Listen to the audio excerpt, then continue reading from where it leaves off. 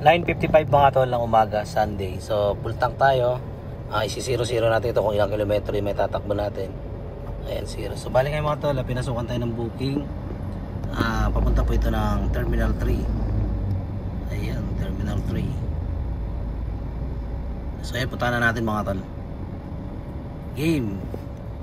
Ayan mga tol, samahan nyo ako ngayong araw ng Sunday, May 2025. Samahan nyo ako, babayaya ako ngayon at titingnan natin kung makakapagkano tayo ngayong Sunday. Kasi dito sa, wait lang mga tol kasi medyo mainit dito bande. So ayan. So dito sa mga tol, sa araw ng Sunday, marami talagang mga driver na gustong-gusto bumiyahe pag Sunday. Kasi hindi masyadong matraffic, maraming booking. At tawag nito yung mabilis ka makakakota. So ngayon, titingnan natin kung makakakota ba talaga agad tayo. So nag-umpisa tayo ng ano na 9:56 na. So sabihin na lang natin na alas 10 na mga tol. Kasi pipikapin pa natin yung pasahero eh. So ayan mga tol, palitan ko kayo mamaya. 10:44 na mga tol, 26.7 km lang naitakbo natin. Yung nabawas natin gas, kakapiranggot lang. At ang binayaran niya ay 717 kasama na yung tol. Ito po yung tol. So may panibagong booking ulit tayo mga tol. Yun, arrival B14 357 po yung akin. So terminal 2 pala yung yung natin, drop off. Kala ko terminal 3. So meron tayong pick up. So papunta ito ng pa Maynila mga tol. Papuntang Maynila. So ayan, puntahan na natin. 11:26 na mga tol. Nandito na tayo sa Maynila. Drop off na tayo. 466 ang kanyang binayad at binigyan niya ako ng tip. So rate natin siya mga tol. Sorry kasi yan tawag nito yung tawag nito. Sobra sila sa sakay mga tol. So ayan, meron na tayong panibagong booking. Nakababa na yung pasahero natin, nagbayad. So saan ba papunta to? Okay, puntahan na natin mga tol ang ating passenger na ba. So yung mga tol, yung pasahero ko sobra sila. Oo, bawal kasi yan. Kasi pag na-ispatan tayo ng ng mga otoridad, pwede pong tanggalan tayo ng prangkisa o pag nagkaroon ng aksidente, wala makuha ang insurance kasi nga overload tayo. Bawal na bawal po yun. So yun, pinabigyan na lang natin kasi nga kaysa naman umikot tayo ng malayo. Kasi umikot na rin ako mga tol. Sayang naman kung ating mga bata lang naman maliliit. Kaya sabi ko na lang, sa susunod kapag nag-book sila, diba kung 5, kasama po kasi ang bata sa bilang, kung 5 sila, 6-seater na lang po ang ipo para hindi magkaroon ng problema. Kasi kawawa po kami sa side ng mga driver kung sakaling ganun. So yun lang mga tol, pangatlong biyahe na natin to. Dito lang din sa Maynila ang pick up at drop off. At balitaan ko kayo mamaya kapag nakamagkano na tayo. So yung mga tol, peace out. 11:59, alas 12 na mga tol. Naitakbo natin ay nasa 50 km/1. So yung gas natin 1 bar pa lang nabawas. Bali nagpatay muna ako ng apps kasi nga puro tagpipiso pumapasok sa akin. Kaya ang gagawin ko, dahil nandito tayo sa Maynila, magsiset din tayo ng video. Ay, wait lang, saan naman? Ito, Kalamba. Set tayo mga tol. Oops, ang tagal yun. Aba, may pumasok agad na booking Saan papunta to?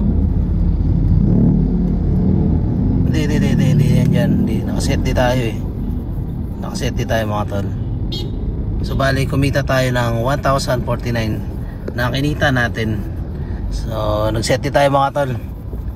Sana pasukan pa. So ayan, pinasukan tayo ng yun. Pinasukan tayo ng opportunity mga tol. At kinuha na natin to. PWD siya. So papunta siya ng Makati. Punta na natin. Game 700 meters ang niya, pick up. 2 minutes ang tatagal. So ito mga tol, nandito na tayo sa Makati. At nahatid na natin ang ating passengers. 363 ang kanyang binayaran lahat. At confirm na natin. So ayan, nakaset destination pa rin tayo mga tol. At abang-abang tayo ng booking dito sa Makati. So dahil wala pa ganun pumapasok mga tol, at nandito naman tayo sa Makati, tatanggalin na natin ating set destination. So higher booking na skip natin. So dito tayo kukuha tayo dito ng mga tag-piso-piso.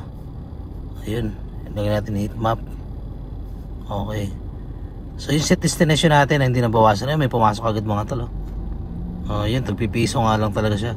Ang layo ng pick up 1.6. So abang pa tayo ng ano. Abang pa tayo ng isang booking pa. Layo ng pick up ng mga tol. Ito may paparating agad, ang bilis.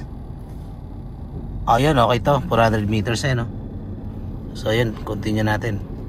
86 lang, tagpipiso. So dito mga tol, manggugurami ako dito sa Makati. Dito lang muna ako sa Makati mga tol. So ayun mga tol, dito muna ako sa Makati. Maggugurami muna ako dito yung mga tagpiso-piso. Dito kasi malalapit lang yung pick up, malalapit lang yung hatid, paisa 100. Makasampu ka nun, 1,000 yun, dito ka lang. Kasi pag linggo, pag dito sa Makati, walang traffic. Opo, walang traffic dito mga tol, dire-diretso lang. Hindi mo na kailangan lumayo. Ngayon kung papasukan man ako ng malaki, palayo, okay lang. Mas maganda, pero mas trip ko talaga yung tagpipiso na booking, malapit lang, tapos walang traffic. Sa kagandahan yung kung saan mo siya din wrap, meron kang pipick upin dun din. So update mga tol, andito ako ngayon sa may Grand Canal, Venice. Ang oras ay 3:08 at ang naitakbo na natin ay 92.6 kilometer. At yung gas natin ay 3 bar na nabawas. So bali, puro tayo tagpipiso mga tol, sa Makati tayo kanina So nakaano na tayo mga tol, 2,400 at meron tayong 13 booking. So ayan, abang-abang ulit tayo ng booking mga tol. Nag-set din ako ng pauwi. Kasi may lakad kami mamaya Sana pasukan tayo na ito mga tol. Pero kung papasukan ako nito ng mga opportunity na mga mas palapit pa, kukunin ko na. Kaya mga tol, update ko kayo kung makakakuha ba ako pauwi, kung gagana ba yung ating set destination. So ayan mga tol, bababa ako ng sa may malapit dito sa Palar. Dito kasi sa may Venice. Mamaya pa booking dito Pero may booking talaga dito mga tol kung aalis yung set destination. Kaso pauwi na ako kasi may kukunin ako salamin dun sa SM. Hindi ko pa nakukuha yun. So naka-schedule po ngayon yun para aking kuhain. Ayan, pupunta ako sa may Palar. Naiihi ako iihi ako dun. Meron kasi ihihan dun. Dito kasi sa bandang Venice, wala ganong nakano dito, walang ihian. Kaya ang gagawin ko mga tol, punta tayo doon, tapos kakain na rin tayo, may merienda tayo doon. So yung mga tol, ito yung ihian ito yung ihian namin dito sa may C5 service road may bayad dyan papiso-piso lang. So ito naman, pag dumiretso ako dyan, malapit sa may Palar Tunnel, meron dyan mga kainan. So kain muna ako dyan mga tol, konti-unti.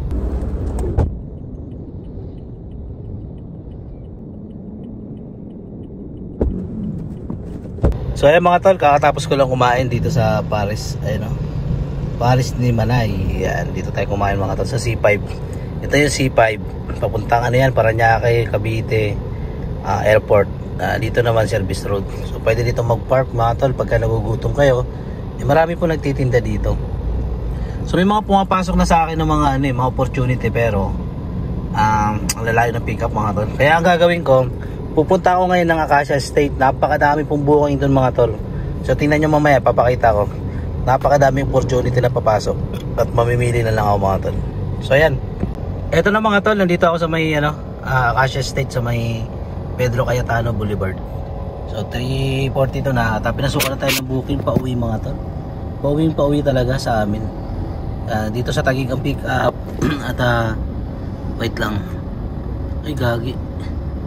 Ayun. Tapos ang drop off niya mga tol sa Greenwoods. Ayan So dito po yung drop off. Tapos yung sa amin mga tol, bahay namin dito lang sa Floodway. So ayan, punta na natin to. So yung mga tol, nandito na tayo sa Greenwoods. At naihatid na natin ang ating passengers. 4:20 PM na. At ang naitakbo natin ay nasa 108.9 km. At yung gas natin ay halos tatlong guhit lang ang nabawas. At ang kinita natin mga tol ay, tingnan natin kinita natin ay tira 2,800 mga tol. 2,800. So ayan, makikita natin 14 booking. So ayan mga tol, ayan, ngayong Sunday. So titingin-tingin tayo mga tol, baka pasukan pa tayo ng booking, kahit pa paano kumita pa tayo. So antay-antay pa tayo. Andito na yung bahay ko mga tol, andito na kami sa Taytay. Diyan lang kami mga tol Kaya yun, antay-antay muna tayo ng konting booking pa, kasi nakaseti tayo pa Angono. Imalay mo, pasukan tayo sa Angono, di maka 3,000 pa tayo. 5:47 mga tol, at ito na po yung nakain na gas natin. Nasa 3 na po ang nakain. So bali, kota na daw ako sa aking sa aking destination mga tol.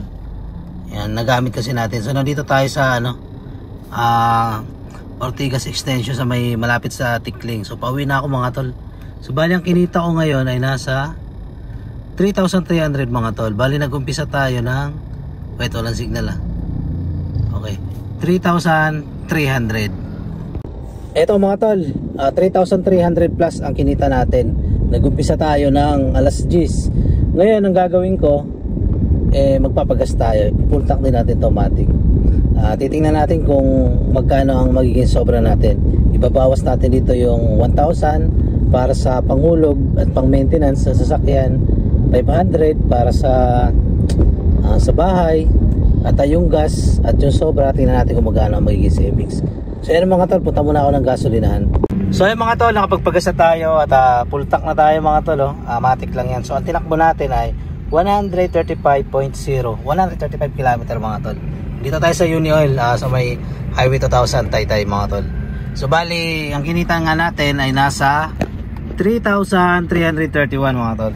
Tapos ang nagastos natin sa gas ay 720, pero meron po akong discount, kaya 585 na lang po ang aking binayaran. Ang discount ko po ay 70. So malaking bagay po kapag meron tayong discount dito sa sa may Unioil mga tol. Sa Unioil ako nagpakarga ng gas. Unioil. Meron kasi akong discount dito. Kapag PUB po yung yung apps nyo, ang discount nyo po ay nasa 6 pesos po per liter. Kaya medyo malaki-laki po ang discount ko. Ito na nga, 3,331 ang ating kinita. At kung atin itong kukwentahin, ibabawas natin lahat. Okay, kwentahin natin mga tol. 3,331. Okay. Ngayon, wait lang medyo maliwanag. Ayan, babaan natin yung brightness. Ima-minus natin ang 1,000 para sa panghulog ng sasakyan at pang maintenance. Minus pa natin ang 580 yata ito, yung gas natin mga tol. Okay, 585. Ayan. Ngayon, ima-minus pa natin yung para sa bahay na 500. Budget yan araw-araw mga tol. So meron tayong 1,246 mga tol na savings. So yung savings na yan ay mga tol ay mapupunta yun sa mga in case emergency. Halimbawa, hindi ako nakabiyahe, may pangaptapal tayo, magkaroon ng biglaang sira ang sasakyan, meron tayong mahuhugot. At syempre naman kapag alam mo naman, minsan di naman laging maganda ang biyahe, meron tayong panapal. So ayun mga tol, maraming salamat. Nag-umpisa tayo ng alas 10 tapos natapos tayo ng 5:30 mga ganun, pero alas 6 nakauwi na tayo. Pupunta na ako sa bahay mga tol. So ayun mga tol, maraming salamat. Salamat nga pala sa nagsubaybay at magsusubscribe pa. At follow nyo ako sa aking Facebook page, Tong Bits Official mga tol. Yun lang, maraming salamat at ingat po kayong lahat.